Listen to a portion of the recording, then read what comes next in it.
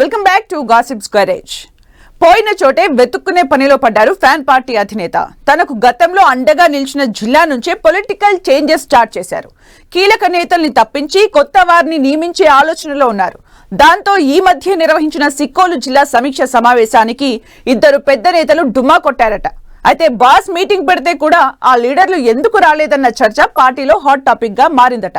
ఇంతకీ సిక్కోలు వైసీపీలో ఏం జరుగుతోంది? అధినేత ప్రక్షాళన మొదలు పెట్టడంతో పెద్ద నేతలు ఎందుకు సైలెంట్ అయిపోయారు?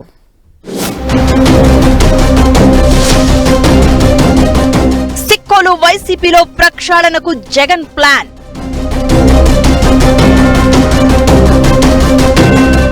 కొన్ని నియోజకవర్గాల్లో కొత్త వారికి ఇన్ఛార్జ్ బాధ్యతలు. సీఎం సమీక్షకు హాజరు కాని తమ్మినేని, ధర్మాన.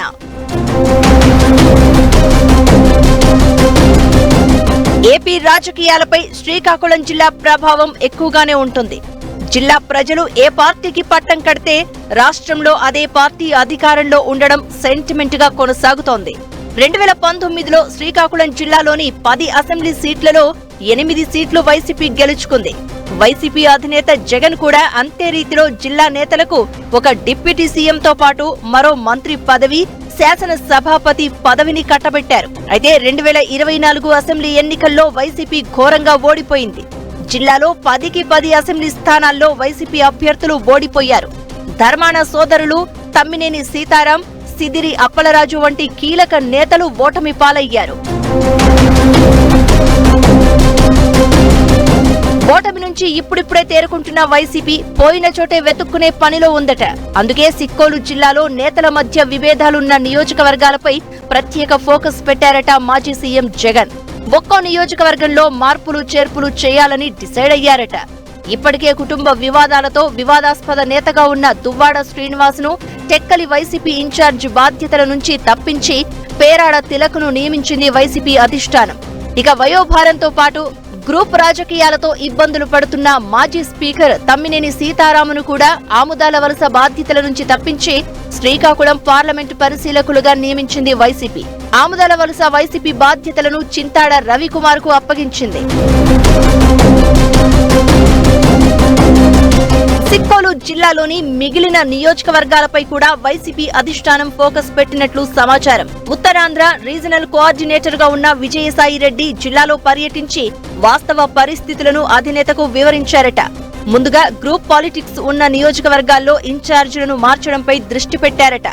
ఎచ్చెర్ల, పాతపట్నం, ఇచ్చాపురం నియోజకవర్గాల్లో కొత్త నేతలకు ఇన్ఛార్జ్ బాధ్యతలు ఇవ్వాలని చూస్తుందట వైసీపీ. ఇక ధర్మాన మౌనంపై కూడా పార్టీ ఆరా తీసినట్లు తెలుస్తోంది. విజయసాయి రెడ్డి ధర్మాన ప్రసాదరావుతో చర్చించినట్లు సమాచారం. 1-2 నెలల్లో ఇన్ఛార్జీలను నియామకం చేసి జిల్లాలో పార్టీని ట్రాక్ లో పెట్టాలని చూస్తున్నారట వైసీపీ అధినేత జగన్. మరోవైపు ఈ మధ్య సీఎం జగన్ శ్రీకాకుళం జిల్లా సమీక్షా సమావేశం నిర్వహించారు. ఈ మీటింగుకు సర్పంచులు, వార్డు మెంబర్ల నుంచి జెడ్పీటీసీలు, ఎంపీటీసీలు, మాజీ మంత్రులు, మాజీ ఎమ్మెల్యేలు హాజరయ్యారు. అయితే ఈ భేటీకి ధర్మాన ప్రసాదరావు, తమ్మినేని సీతారాం డుమ్మా కొట్టారట. ఆముదాల వలసలో వైసీపీ ఇన్ఛార్జిగా చింతాడ రవికుమారును నియమించడంపై తమ్మినేని అలిగారని అంటున్నారు.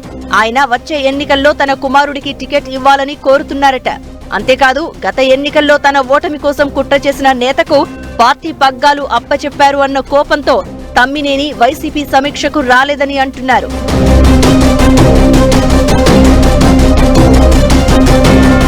ఇక మాజీ మంత్రి ధర్మాన ఎన్నికల ఫలితాల తర్వాత సైలెంట్ అయ్యారు.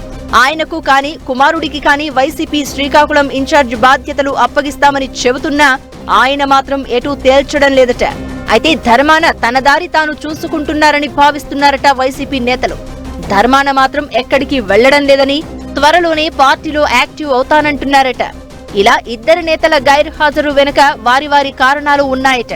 పార్టీ అధికారంలో ఉన్నప్పుడు ఒక వెలుగు వెలిగిన ఈ నేతలు ఇప్పుడు పార్టీకి దూరంగా ఉండడం అయితే చర్చనీయాంశమవుతోంది. పార్టీ మాత్రం ఓటమి నుంచి తేరుకుని కొత్త నాయకత్వంతో మళ్లీ పట్టు సాధించాలని చూస్తోందని అంటున్నారు. అయితే కొత్త వారికి బాధ్యతలు ఇవ్వడం కూడా సీనియర్లకు నచ్చడం లేదట. అందుకే పార్టీకి దూరంగా ఉంటున్నారని టాక్ వినిపిస్తోంది. ఇలా సిక్కోలు